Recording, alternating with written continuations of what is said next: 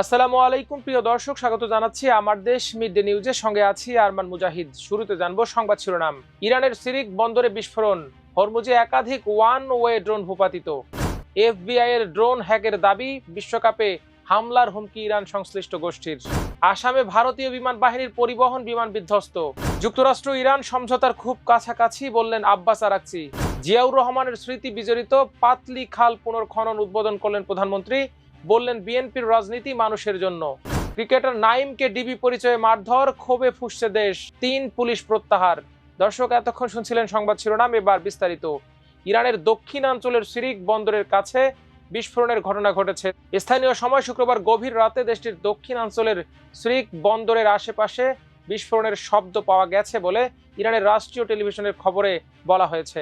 এদিকে হরমুজ প্রণালী অতিক্রমকারী বাণিজ্যিক জাহাজগুলোর ওপর হামলার উদ্দেশ্যে একাধিক একমুখী ইরানি ড্রোন ভূপাতিত করেছে মার্কিন বাহিনী। শুক্রবার গভীর রাতে এ তথ্য জানিয়েছে মার্কিন সামরিক বাহিনীর সেন্ট্রাল কমান্ড সেন্টকম।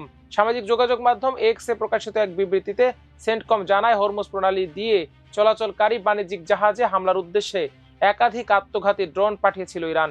মার্কিন বাহিনী সবকটি ড্রোন ভূপাতিত করেছে এবং প্রণালী দিয়ে জাহাজ চলাচল স্বাভাবিক রয়েছে। এদিকে এফবিআই এর ড্রোন ব্যবস্থায় অনুপ্রবেশের দাবি করেছে ইরানের সঙ্গে সংশ্লিষ্ট একটি হ্যাকার গোষ্ঠী। গত বৃহস্পতিবার শুরু হওয়া ফুটবল বিশ্বকাপকে লক্ষ্যবস্তু করার হুমকিও দিয়েছে তারা। কট্টরপন্থী গোষ্ঠীটির কার্যক্রম পর্যবেক্ষণকারী একটি সংস্থার বরাতে শুক্রবার এই তথ্য জানিয়েছে মার্কিন সংবাদ মাধ্যম CBS News. SITE Intelligence Groups জানায়, হান্দালা নামের ওই গোষ্ঠী একটি বিবৃতিতে দাবি করেছে তারা মাসের পর মাস ধরে এফবিআই এর ব্যবহৃত ফার্স্ট পার ভিউ এফপিভি ড্রোনের মাধ্যমে ধারণ করা প্রতিটি ছবি এবং প্রতিটি সন্দেহভাজনের তথ্যের অ্যাক্সেস পেয়ে আসছে। হ্যাকারদের দাবি, এসব ড্রোনে মুখমণ্ডল শনাক্তকরণ ও গাড়ির নম্বর প্লেট শনাক্তকরণ প্রযুক্তি ছিল, যা সন্ত্রাস বিরোধী কার্যক্রমে ব্যবহৃত হতো। বিবৃতিতে হান্দালা বলেছে, আপনারা বিশ্বকাপের নিরাপত্তা আরও জোরদার করুন, কিছু দলকে আমরা মোটেও পছন্দ করি না। মনে রাখবেন, এফপিভি ড্রোন সর্বত্র রয়েছে। এখন কোনটি আপনার দলের বাসের ঠিক সামনে গিয়ে উপস্থিত হবে তা আপনি জানেন না। বিশ্বকাপ চলাকালে অননুমোদিত উড়োজাহাজের হুমকি মোকাবেলায় স্টেডিয়ামগুলোর আশপাশে ড্রোন মোতায়েন করছে এফবিআই। এছাড়া বিশ্বকাপের ম্যাচ আয়োজনকারী যুক্তরাষ্ট্রের স্টেডিয়ামগুলোর আকাশ সীমা ও টুর্নামেন্ট সংশ্লিষ্ট অনুষ্ঠানস্থলের ওপর ড্রোন উড্ডয়ন নিষিদ্ধ করা হবে। বাংলাদেশের সীমান্তবর্তী ভারতের আসাম রাজ্যে দেশটির বিমান বাহিনীর একটি AN-32 পরিবহন বিমান বিধ্বস্ত হয়েছে। প্রাথমিকভাবে জানা গেছে, শনিবার স্থানীয় সময় সকালে অবতরণের সময় বিমানটি জোরহাটের বিমান বাহিনী স্টেশনের অভ্যন্তরে ভূপাতিত হয়। দুর্ঘটনার পর এতে আগুন ধরে যায়। আগুন নিয়ন্ত্রণে আনা ও পরিস্থিতি মূল্যায়নের জন্য দ্রুত ঘটনাস্থলে কুইক রেসপন্স টিম মোতায়েন করা হয়েছে। দুর্ঘটনার কারণ এখনও নিশ্চিত হওয়া যায়নি। এছাড়া এতে কোনো হতাহতের ঘটনা ঘটেছে কিনা সে বিষয়েও এখনো স্পষ্ট তথ্য পাওয়া যায়নি। ভারতীয় বিমান বাহিনী ঘটনাটির সত্যতা নিশ্চিত করে জানিয়েছে, পরিস্থিতি মূল্যায়ন শেষে আরও বিস্তারিত তথ্য প্রকাশ করা হবে। আন্তনভ AN-32 একটি 2 ইঞ্জিন বিশিষ্ট টার্বোপ্রপ সামরিক পরিবহন বিমান, যা ভারতীয় বিমান বাহিনীর ওয়ার্ক হর্স পরিবহন বিমান হিসেবে পরিচিত। সাবেক সোভিয়েত ইউনিয়নে প্রথম নির্মিত এই মডেলের প্রায় 100টি বিমান বর্তমানে ভারতীয় বিমান বাহিনীর বহরে রয়েছে। AN-32 বিমানটি প্রতিকূল পরিবেশে কার্যকরভাবে পরিচালনার জন্য বিশেষভাবে নকশা করা হয়েছে। এদিকে ইরানের পররাষ্ট্রমন্ত্রী আব্বাস আরাকচি বলেছেন, যুক্তরাষ্ট্রের সঙ্গে চুক্তি সম্পাদনের সম্ভাবনা এর আগে কখনো এত কাছাকাছি পৌঁছায়নি। সমঝোতা স্মারক চূড়ান্ত হলে নিজ নিজ দেশ থেকে ডিজিটাল স্বাক্ষর করবে উভয় পক্ষ, পরে তা আনুষ্ঠানিকভাবে ঘোষণা করা হবে। আল জাজিরার প্রতিবেদন অনুযায়ী স্থানীয় সময় শুক্রবার সামাজিক যোগাযোগ মাধ্যম এক্সে দেয়া এক পোস্টে ইরানের পররাষ্ট্রমন্ত্রী এ মন্তব্য করেন। এর ঠিক কিছু সময় আগেই মার্কিন প্রেসিডেন্ট ডোনাল্ড ট্রাম্প তেহরানের তীব্র সমালোচনা করেন। ট্রাম্পের অভিযোগ, ইরান এই চুক্তির গোপন শর্তাবলী দেশটির স্থানীয় গণমাধ্যমে ফাঁস করে দিয়েছে। মার্কিন প্রেসিডেন্টের এমন ক্ষুব্ধ প্রতিক্রিয়ার পরপরই ইরানের পররাষ্ট্রমন্ত্রী আরাকচির এই বক্তব্য সামনে এলো। নিজের এক্স হ্যান্ডেলে আব্বাস আরাকচি লেখেন, সমঝোতা স্মারকটি যে কোনো সময়ের চেয়ে কাছাকাছি রয়েছে, তবে গণমাধ্যমের জল্পনা কল্পনার বিষয়ে সতর্ক করে তিনি আরো বলেন, এটি চূড়ান্ত রূপ পাওয়ার আগ পর্যন্ত সংবাদ মাধ্যমের উচিত এর বিষয়বস্তু নিয়ে যে কোনো ধরনের অনুমান নির্ভর প্রতিবেদন বা জল্পনা করা থেকে বিরত থাকা। ট্রাম্পের অভিযোগ ও আরাকচির এই বিবৃতির পর ওয়াশিংটন ও তেহরানের মধ্যকার সম্ভাব্য শান্তি চুক্তি নিয়ে নতুন করে আশার সঞ্চার হয়েছে। তবে একটি বিষয় স্পষ্ট, যে চুক্তিতে পৌঁছানোর আগে দুই পক্ষই বেশ সতর্কতার পথে পা ফেলছে।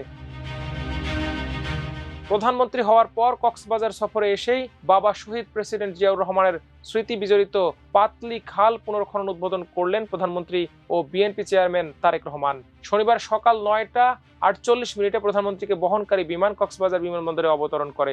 সকাল 10টার দিকে তিনি বিমানবন্দরের ভিআইপি গেট দিয়ে বের হন। এ সময় ঝুম বৃষ্টির মধ্যেও বিমানবন্দরে উপস্থিত ছিলেন স্বরাষ্ট্রমন্ত্রী সালাউদ্দিন আহমেদ, স্থানীয় প্রশাসনের ঊর্ধ্বতন কর্মকর্তারা, বিএনপি ও এর অঙ্গ সহযোগী সংগঠনের বিপুল সংখ্যক নেতাকর্মী। বৃষ্টি উপেক্ষা করে অনেককে হাতে ছাতা, আবার অনেককে ভিজেই প্রধানমন্ত্রীর আগমনের অপেক্ষায় থাকতে দেখা যায়। সফরের শুরুতেই শহীদ প্রেসিডেন্ট জিয়াউর রহমানের স্মৃতি বিজড়িত ঐতিহাসিক পাতলি খালের পুনর্খনন কার্যক্রমের উদ্বোধন করেন প্রধানমন্ত্রী। এ উপলক্ষে সকাল থেকেই কক্সবাজারের পিএম খালি এলাকায় উৎসবমুখর পরিবেশ বিরাজ করছে। কক্সবাজার বিমানবন্দর থেকে পাতলি খাল পর্যন্ত রাস্তার দুপাশে বৃষ্টি উপেক্ষা করে হাজার হাজার নেতাকর্মী বিভিন্ন ব্যানার, ফেস্টুন, প্ল্যাকার্ড হাতে প্রধানমন্ত্রীকে শুভেচ্ছা জানান। 1947 সালে শহীদ প্রেসিডেন্ট জিয়াউর রহমান গ্রামীণ অর্থনীতি ও সেচ ব্যবস্থার আমূল পরিবর্তনের লক্ষ্যে দেশব্যাপী যে ঐতিহাসিক খাল খনন কর্মসূচি চালু করেছিলেন, পিএম খালির পাতলিতলি খাল তারই একটি সাক্ষী। 1979 সালের নভেম্বর মাসে প্রেসিডেন্ট জিয়াউর রহমান এই খাল খননের উদ্বোধন করেছিলেন।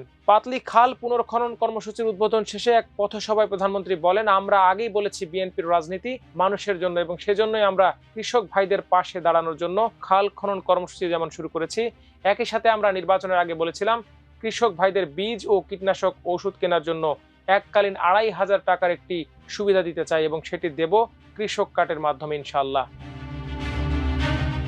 এদিকে চট্টগ্রামে জাতীয় দলের ক্রিকেটার নাঈম হাসানকে ডিবি পরিচয়ে মারধর ও হেনস্থার ঘটনায় তীব্র ক্ষোভ ও নিন্দার ঝড় বইছে দেশের ক্রিকেট আঙ্গনে। এই ন্যাক্কারজনক ঘটনার প্রতিবাদে সোচ্চার হয়েছেন জাতীয় দলের ক্রিকেটাররাও। ঘটনার সুষ্ঠু তদন্ত ও দোষীদের দৃষ্টান্তমূলক শাস্তির দাবি জানিয়েছে বাংলাদেশ ক্রিকেট বোর্ড বিসিবি ও cricketer welfare association of Bangladesh COAB. শুক্রবার রাতে চট্টগ্রাম নগরের লালখান বাজার ফ্লাইওভারের টোল প্লাজা এলাকা থেকে ক্রিকেটার নাঈম হাসানকে থানায় নেয় পুলিশ। নাঈম হাসান অভিযোগ করেন, ঢাকা প্রিমিয়ার লিগ শেষে শুক্রবার রাতে চট্টগ্রাম শাহ আমানত আন্তর্জাতিক বিমানবন্দর থেকে সিএনজি চালিত অটো রিকশায় বাসায় ফিরছিলেন। পথে টোল প্লাজা এলাকায় কয়েকজন ব্যক্তি তার গাড়ি থামিয়ে জিজ্ঞাসাবাদ শুরু করেন। পরিচয় দেওয়ার পরও তাকে সন্দেহভাজন হিসেবে বিবেচনা করা হয়। নাঈমের ভাষ্য, এক পর্যায়ে তাকে জোর করে গাড়িতে তুলে খুলশী থানায় নেওয়া হয়, সেখানে তাকে হেনস্থা করা হয়। তিনি অভিযোগ করেন, দায়িত্বে থাকা এক উপপরিদর্শক তার গলা চেপে ধরেন এবং ঘটনার বর্ণনা দিয়ে নাঈম বলেন, আমি ভেবেছিলাম নিয়মিত তল্লাশি হচ্ছে, কিন্তু পরে কোনো কারণ না জানিয়েই আমাকে গাড়িতে তোলার চেষ্টা করা হয়। পরিচয় দেওয়ার পরও তারা শুনতে চাননি। তার সঙ্গে থাকা দুজন প্রত্যক্ষদর্শীও দাবি করেছেন, জাতীয় দলের ক্রিকেটার হিসেবে নাঈমের পরিচয় নিশ্চিত করা হলেও পুলিশ সদস্যরা তা আমলে নেননি। তবে পুলিশের দাবি, চোরাচালান সংক্রান্ত তথ্যের ভিত্তিতে ওই এলাকায় অভিযান পরিচালনা করা হচ্ছিল। এরই মধ্যে নাঈম হাসানকে আটক ও হেনস্থার অভিযোগে 3 পুলিশ সদস্যের বিরুদ্ধে মামলা হয়েছে। ঘটনাটি প্রকাশ্যে আসার পর দেশ জুড়ে তীব্র সমালোচনার মুখে এই ঘটনায় অভিযুক্ত ওই 3 পুলিশ সদস্যকে খুলশী থানা থেকে প্রত্যাহার করে পুলিশ লাইনে সংযুক্ত করা হয়েছে। দর্শক, এই ছিল আজকের মিড ডে নিউজের আয়োজন। সবাই ভালো থাকুন, সুস্থ থাকুন আমার দেশের সঙ্গে। আল্লাহ হাফেজ।